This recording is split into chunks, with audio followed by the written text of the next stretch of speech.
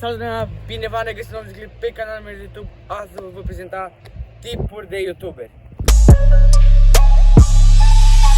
Ați like acest clip la 1000 de like-uri. Mă rog în fântâna arteziană și stau 24 de ore acolo. E la 5000 de abonați. Mă arunc în cap din acest copac.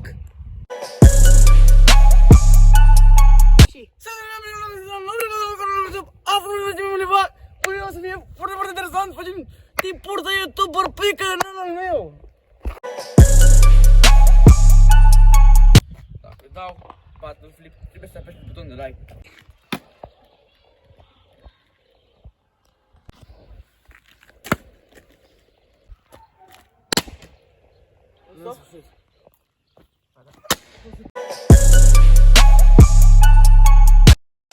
Salut, sunt Ștefan și am 15 ani. Sunt din Drăgășan și am prieteni tari.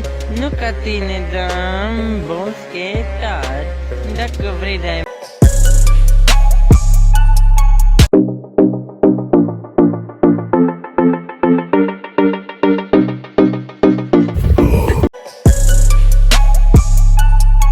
Hello everyone, I am Mr. Beast and I buy this bus and I try to destroy it.